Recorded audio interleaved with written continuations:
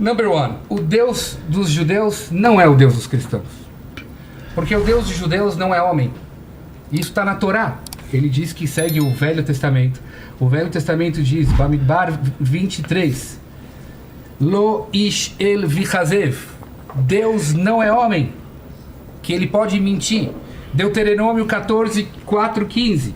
Tomem cuidado com as almas de vocês, que vocês não viram nenhuma imagem no dia que Deus falou com vocês. Deus não é imagem. Deus não se divide. Porque quando você divide Deus, você está fazendo o ilimitado virar limitado. E o limitado é limitado e o ilimitado não pode ser limitado.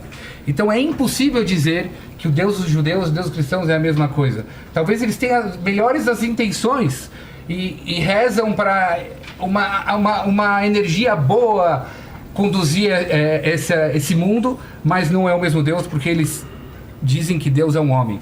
E eu estou provando da própria Bíblia que Deus não é um homem. Oséias 11:9 diz claramente que Deus não é homem. Então eu estou respondendo essa pergunta. Eu não acho que seja homem, não. Deus não, mas você está dizendo Deus é que ele se manifestou num homem e vocês fizeram desse Como tem que homem perguntar? Primeiro, ele começou a dizer assim, o Deus dos judeus não é o Deus dos cristãos. Então, primeiro, nenhum povo tem procuração para ser dono de Deus. Deus é um ser acima de tudo, de todos. A primeira vez, o judaísmo começa do encontro entre Deus com Abrão. E Abrão, que significava pai exaltado e se torna pai de multidões, já pega aí, multidões. A primeira vez que esse Deus falou com Abrão, ele disse assim, a partir dessa sua obediência, serão benditas todas as famílias da terra. Não está dizendo todas as famílias que saírem do seu sangue, mas que todas as famílias da terra seriam benditas por causa do encontro entre Deus e Abrão. Correto. Então, a primeira informação que nós temos é que o Deus bíblico, o Deus da Torá, o Deus lá do Bereshit, esse Deus, ele, desde o início, ele está deixando claro que ele não é senhor de um povo, mas ele é senhor de toda a terra. Salmos 19, Isaías 42:5 diz assim, que ele é o mediador de uma aliança. Concordo. Para todos os gentios, inclusive, entende? Então, o povo judeu é um povo que não foi escolhido, ele foi formado por Deus, porque não tinha um povo e Deus olhou na terra e falou, unidunité, vou escolher esse aqui. Não. Concordar com ele. Não, eu só quero dizer o seguinte, Jonas é um exemplo, que foi um judeu que foi chamado para pregar para a capital da Síria, Nínive. Inclusive, o maior... Não judeus. O maior exemplo de avivamento se deu ali. Agora, respondendo a sua pergunta, acrescentando o que o pastor César falou, de fato, não se trata de agir bem ou mal. O cristianismo é uma visão de mundo em que a salvação não se dá pelo que nós fizemos, mas pelo que Jesus fez. É um pouco triste isso.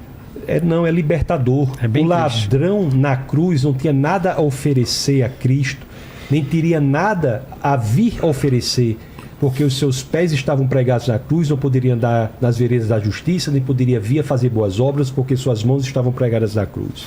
Aquele ladrão, simplesmente por reconhecer o senhorio de Cristo, foi apresentado a ele no paraíso. Ainda hoje estarás comigo no paraíso. O cristianismo é a única religião do mundo que você não pode fazer nada para ir até Deus. Na realidade, é Deus que vem até você. Tudo que você precisa fazer é abrir o seu coração para que o nosso Senhor e Salvador Jesus Cristo possa habitar. Até porque o padrão de moralidade de Deus é a perfeição.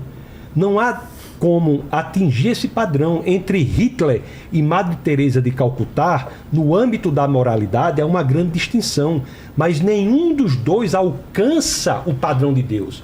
É por isso que aqueles que estão em Cristo Jesus são salvos, não pelo que fizeram, mas pelo que Cristo fez. A teologia cristã, ela é absolutamente revolucionadora, absolutamente revolucionadora. Nós não somos, como o judeu é, uma visão de mundo da ortopraxia. Nós somos uma visão de mundo da ortodoxia, de buscar a opinião correta para que saibamos que devemos entregar a nossa vida ao nosso Senhor e Salvador Jesus Cristo. Ponto. Você quer fazer a pergunta, professor? Eu quero fazer. Vamos lá. Em Daniel capítulo 9, o anjo Gabriel, ele revela para Daniel que em 70 semanas, na verdade 69, chegaria o Messias. E ele dá um prazo para a chegada do Mashiach. Ele diz o seguinte: desde a saída da ordem para edificar Jerusalém até o Messias, o Nagid, né, ali no hebraico, o príncipe, 7 semanas mais 62. Vou fazer uma piada. Quem dera que os judeus soubessem a Bíblia hebraica, quantos evangélicos É sabem? Não sabem, não. Não sabem. Não sabem. Talvez a massa. Você não, sabe que não. Não, é uma coisa boa. Agora vem você pra cá, Dudu. Agora vem você pra cá. Vem você pra cá. Não é que não tem uma briga. É isso que eu tô querendo mostrar desde o começo. Não, isso é verdade. Tem uma disputa. É verdade, lá. não. Vocês sabem melhor. Sim. Agora vamos lá. Os versículos. O texto diz o seguinte, Daniel capítulo 9, versículo 25, ele fala o seguinte: isso é uma revelação do anjo Gabriel para Daniel, falando sobre a chegada do Mashiach, do Messias, né? Vou falar em português aqui, Messias. E ele diz o seguinte: sabe e entende, desde a saída da ordem para restaurar e edificar Jerusalém até o ungido, que também é o Nagid, né? Também é o príncipe, 7 semanas mais 62 semanas. Quer dizer, ele dá uma data, ele dá um prazo para a chegada do Mashiach.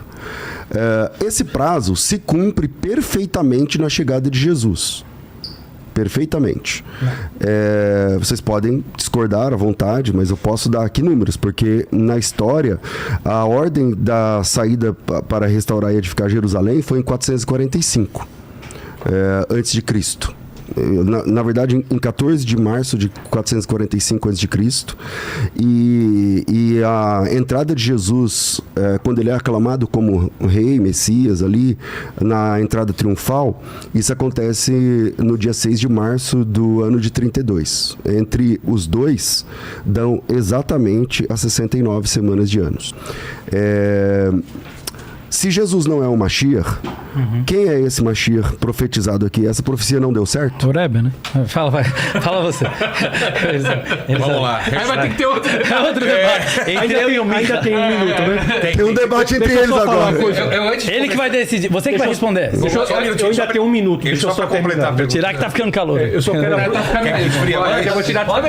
Ei, que é isso, Não pode gente? tirar, não pode tirar. Pode, mas... Esquentou aqui. Gente, Tá estreito pros rabinos. Vai, Tassos. Vai. Quero só aproveitar para Acho que eles estão tendo mais tempo ali. dizer que para nós, algo que o Rabino Mirra falou, aproveitando esse último minuto, só para deixar claro nosso posicionamento, para 33 nós, minutos. Deus é espírito. Só deixar isso claro. Não. Deus tem é mais um. espírito. E outra coisa que você falou, que com todo respeito eu acho que não procede, é que o ilimitado não pode se tornar limitado. O que não pode é o contrário, Mirra. O limitado é que não pode se tornar ilimitado, o contrário pode. Então as escrituras dizem que esse Deus ilimitado, por amor a nós, se despiu de sua divindade para morrer em nosso lugar. Só para deixar bastante clara essa posição, para responder aquela primeira pergunta e agora voltar à questão que o pastor César trouxe. Bora lá. Vamos lá, antes de falar de Daniel 9, eu preciso voltar àquela a tua primeira resposta, que quando você vem e fala o seguinte: os judeus não são donos de Deus. Quando você fala isso, você entende da minha fala original como se fosse que eu falei que judeus são donos de Deus. Imagina, nós somos obrigados a espalhar para o mundo a unicidade de Deus e dizer que Deus é Deus de todo mundo, é Pai de todo mundo. Quando Deus escolhe a gente no Monte Sinai, é no sentido que eu preciso cumprir 613 preceitos e todo o resto da humanidade somente 7 preceitos, para sermos igualitários, igualmente filhos perante Deus. Jamais um judeu vai chegar para você e falar: sou dono de Deus. Então não procede essa fala, e eu nunca quis dizer isso. 2 terços dos 603 não podem ser cumpridos porque não existe mais o tempo. Muitos dos preceitos não Mas podem ser continua. cumpridos. Óbvio, mas somos igualmente 2 filhos terços. de Deus. Não, mas só para responder você tem que responder as perguntas Sim, dele. agora vocês podem assim. Agora, quando vocês acreditam num Deus homem, aí esse Deus não pode ser o mesmo que eu. E na verdade você não está seguindo o seu Isso que próprio ele quis Deus. dizer.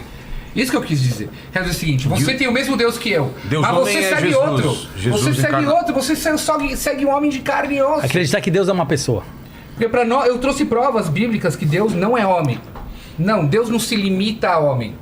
Então, essas provas vocês não me responderam, mas agora eu vou pro Daniel. Fala pro Daniel. Vamos pro Daniel. Você me trouxe profecias de Daniel. Vamos entender Daniel. Primeiro, olha todo o começo do capítulo de Daniel, com Daniel falando dos pecados do povo de Israel, que o povo de Israel não cumpriu a palavra de Deus e tudo tal, referindo-se ao quê? A Torá. A Torá. Não a um outro testamento. Quando você lê a profecia de Gabriel para Daniel, você tem que se posicionar no tempo. Onde está Daniel? Daniel está entre o primeiro templo e o segundo templo. E você faz a conta da diáspora da Babilônia, 70 anos. Até a segunda construção do templo, são 490 anos. Exatamente o que está escrito lá. E hoje o Gabriel está dizendo para ele, sim, naquela época podia ter chegado o Mashiach, isso ainda é muito antes de... Podia não tem podia. Sim. O texto está dizendo assim, ó. Sabe, entende, desde a saída da ordem para restaurar e edificar Jerusalém até a chegada do ungido. Não é que pode ser que vai chegar um ungido. A minha pergunta talmúdica... A minha pergunta foi, cadê o ungido? Vou te trazer aqui. Qual rei? Vou te trazer aqui. Tá escrito aqui. Pra mim ia ser mais fácil. Quem é? Ele quer o nome. Não, mas aí você precisa pedir pro Vilela trazer a gente só pra esse. O debate dentro do povo judeu, quem é o Mashiach? Quem é esse Mashiach? Aí, de Daniel. Mas isso agora fala. Koresh. Eu tô te adiantando. Koresh. Koresh é chamado de Mashiach em Isaías já. E ele foi morto? Essa é a tradução literal. Foi. Ele foi morto pelas pessoas? Foi. Morreu. Koresh morreu. Não. Todo mundo morre, Mirra. Ele foi morto como? Não sei como Koresh morreu. Quem que é Koresh? Koresh era... Koresh é Como um fala em cara português? Ciro. Ah. Então... Foi o cara que impulsionou a construção do templo.